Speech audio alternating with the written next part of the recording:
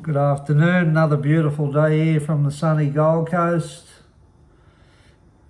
I'm going to go into the second part of my experience in finding the gospel and Jesus and God.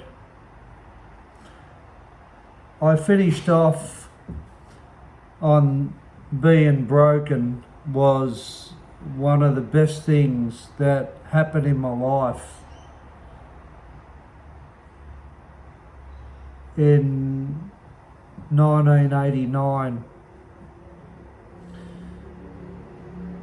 I started to identify with my feelings after that. In the rehabilitation centre that I was in, called Logan House, they would not let you blame other people for the way you felt. And the way they did that was through a model called a therapeutic community, where the residents help each other through confrontation and confronting each other with how each resident feels and thinks in their interactions on a day-to-day basis. Like if you had an issue with another resident, which you could guarantee you would, because the environment was a really close environment and people were living on top of each other, you had to talk about how you felt when certain feelings come up with your interactions with that person. And you would have to have another, what they would call a peer out of your peer group with you, and they would have a peer also. There was 4 levels, and each level had their own peers. There was level 1, they had their peers. Level 2, they had their peers. Level 3s had their peers, and level 4s had their peers. And in confrontation, each person that would want the confrontation and talk about how they felt through incidences or events that happened in that therapeutic community, and they would have a peer each, and you would say, I was hurt, I was frustrated when you said this to me, I felt nervous, I felt threatened, or you would have positive confrontations also, where you'd say, I feel really pleased, and I'm really content when you did this, and I felt really confident when you said this, and or you did this, or I felt very inspired, or I felt loving. So it wasn't always about talking about your feelings in a confrontation way where you had fears. There was positive confrontations also. But you had to use a lot of I messages. I feel this when this happened, or I feel this when this happened, instead of going, you made me feel, or it's your fault that this happened, or this happened because of you, or you're the reason why this happened in my life or in this incident. So yeah, it was all about complete accountability with feeling charts to help residents identify feelings of hurt, feeling trapped and feeling inadequate, or feeling happy, feeling loving, feeling affectionate, feeling intimate with people. Not much, because you weren't allowed to have sex in there. So, but you could be affectionate, and they would encourage you to hug people and talk about your feelings to each other.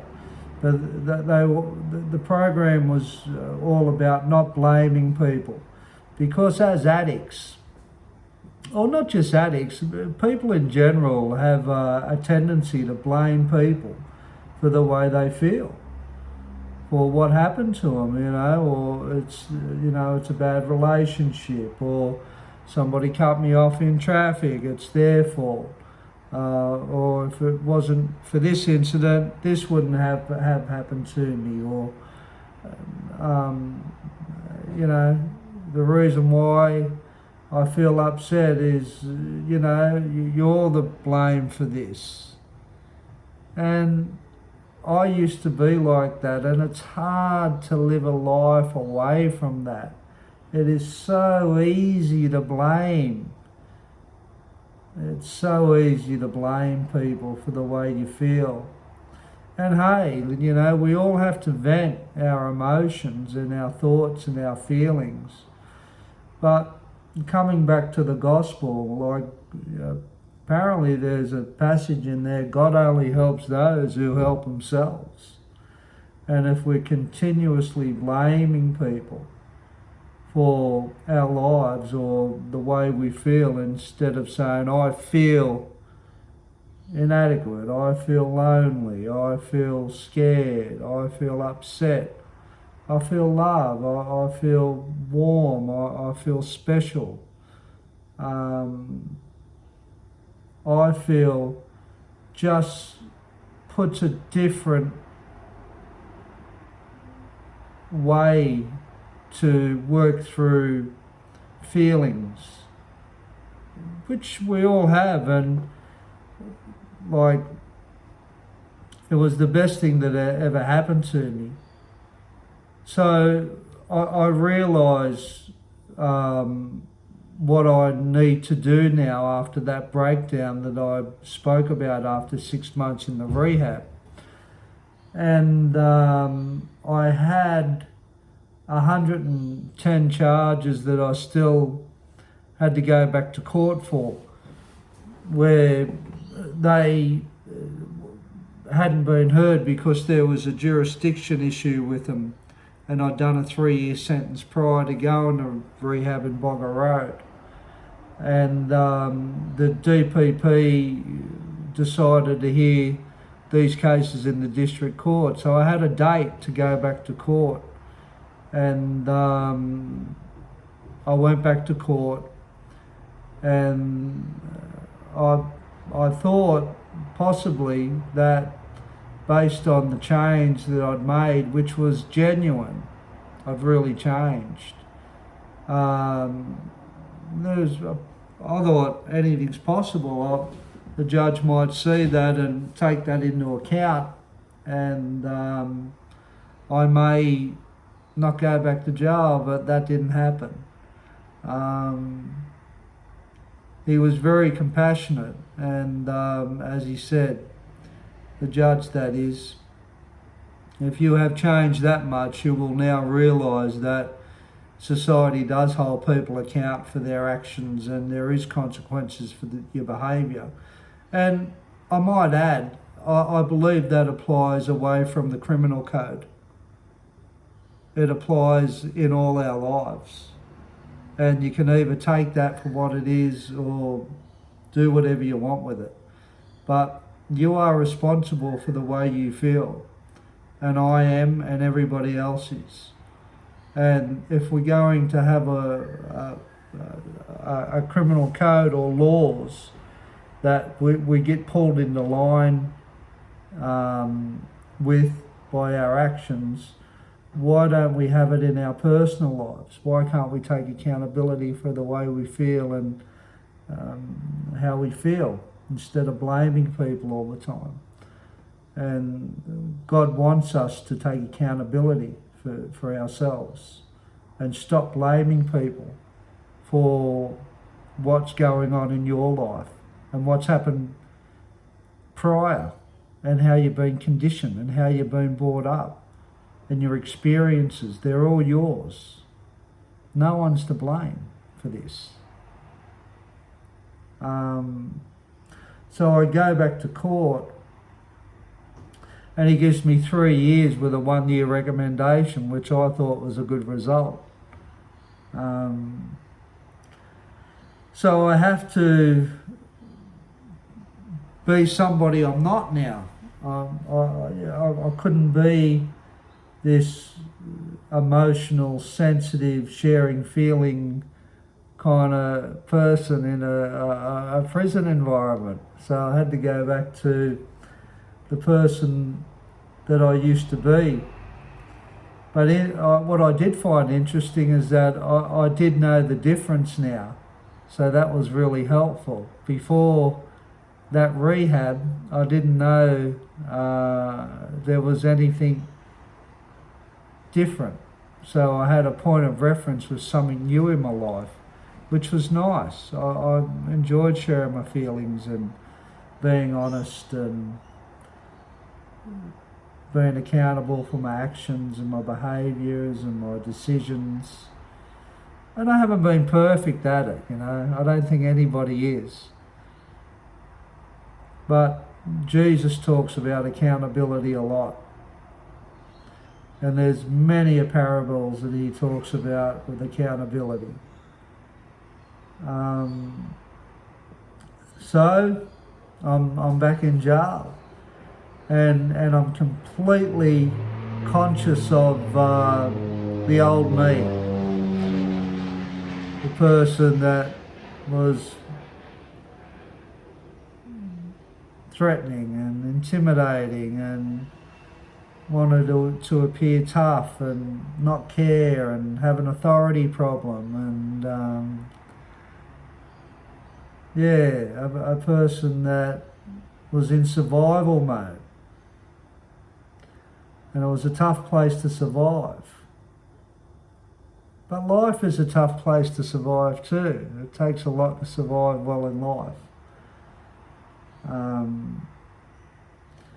So I get through that, and I'm glad that the judge sent me back to jail, because it was part of the journey of taking responsibility and accepting what I had done prior to my turnaround. So I leave prison and I go back to rehab, not bailed there by the courts this time. I go back there on my own accord, still taking accountability, responsibility, talking about my feelings, trying not to blame people for the way I felt, but it's a process. I still somewhat, not blame, but I'm aware when I do it these days, and I don't do it as much because I know God doesn't want me to do it.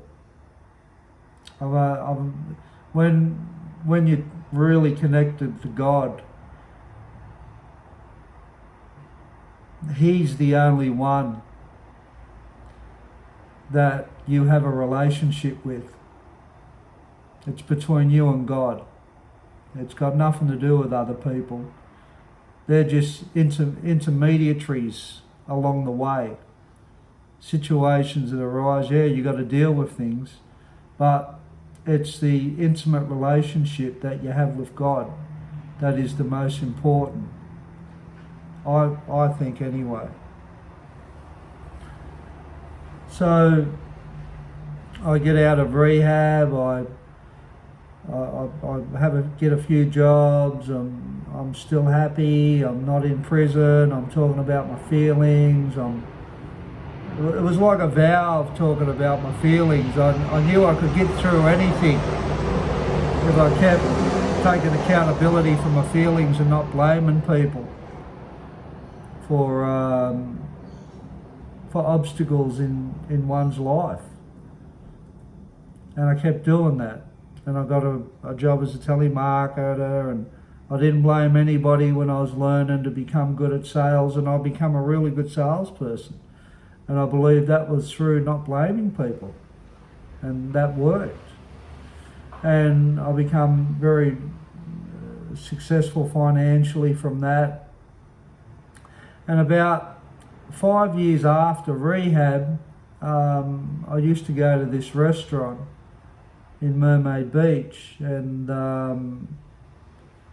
the guy who owned the restaurant was a Malaysian guy, and he had this picture of the earth, and the sky was pink, and there was animals in there, and he said, "Do you know that used to be the colour of the sky before it was blue?" I said, "What?" He said, "Yeah, it used to be pink back in the day." I said, "That's interesting." He said, "Have a look at this video." He gave me a VHS. And I went home, and my mother had told me how spirits sometimes come through electronic devices, or turn lights on, or televisions will come on. And I watched this movie about Jesus, and I just couldn't stop crying. I was a mess watching this guy. I couldn't believe how beautiful he was, and all his accountability and all his parables he was preaching. It was how I turned my life around. And I went to sleep that night, and I woke up in the middle of the night, and the washing machine was going by itself. And I thought, he's my man. Jesus is my man. So I found Jesus, 5 years later from watching that video that I got given by that Malaysian guy in his shop. And I don't go to church all the time, but I have a strong relationship with God. And I've sinned. I'm not perfect. And, Jesus said he came for the sinners, not the righteous. But I think you need to be a little bit righteous in that, to know that if you're touched by a blessing, which I was touched in that rehab, it is so special that nothing else comes close to it. And you will know it if you are blessed. And that's not arrogance. I'm not saying I'm better than anyone, because I am so imperfect in my life. I've still got my demons. I've still got my struggles. Lucifer is here, and Lucifer is real. The devil is so real. You can't escape it. Nobody can. So I'm not proclaiming to be more enlightened than anybody else, because it's hard, because of the devil. And the devil's in all of us, and it's not easy. But if you are touched and blessed, you will know it. And I can only hope that you do get touched.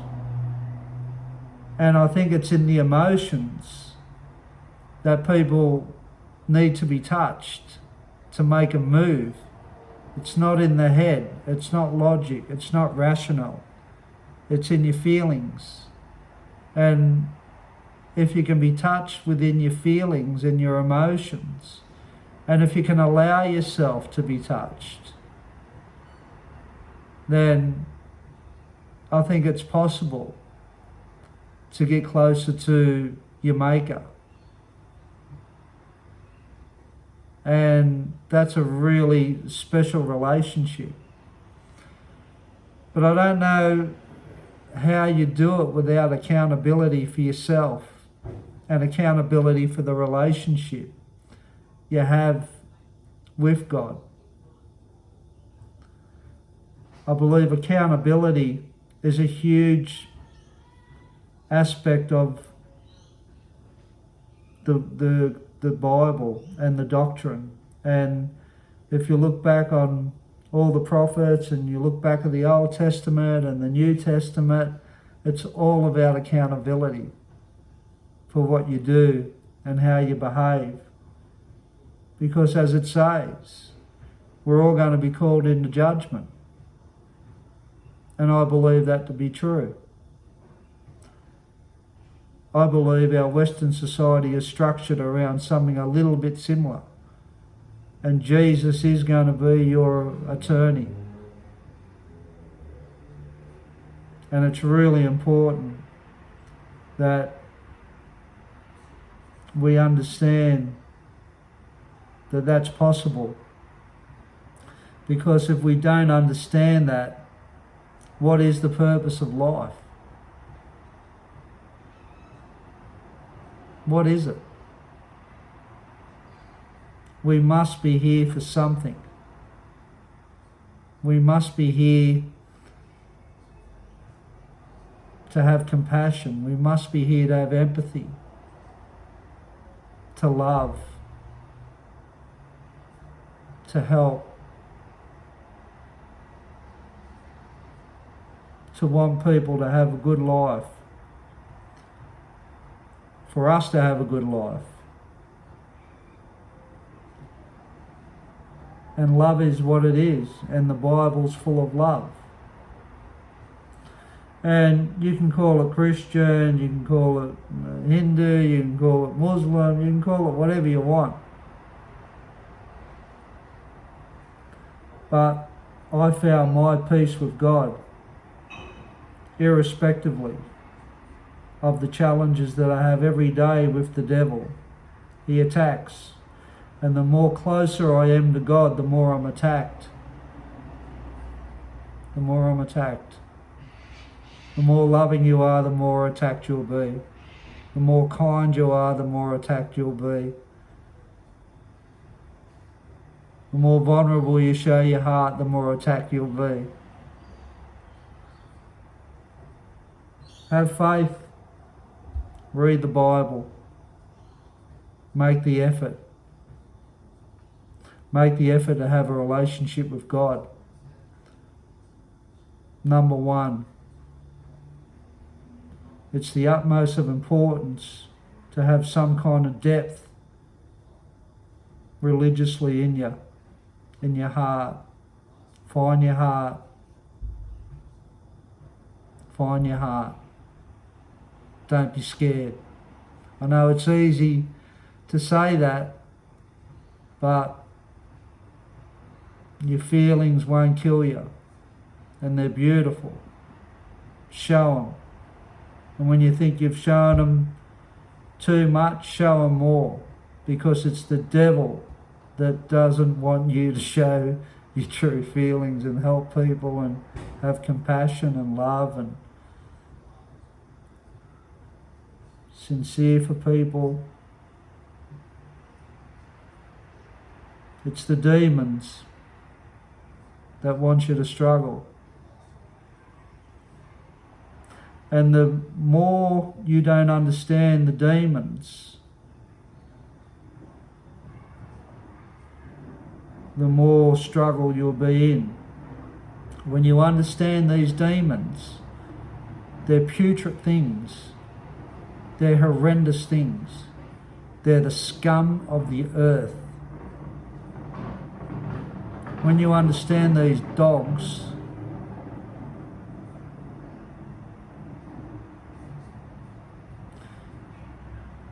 you'll get a better grip on your struggles. And the demons hate the light. So the more of your heart you put into the light, the more it disempowers them. The more fearful you are of putting your true self into the light, the more power you give them. They hate the light. So that's my journey to Jesus, the gospel as I know it, and my God. So God bless. Be courageous in your heart. Keep putting it out there. Don't give up. Believe in yourself. Help others. Be truthful. Be sincere. And you will achieve everything that you want in your life through God. God bless now. Take care. Look after yourselves.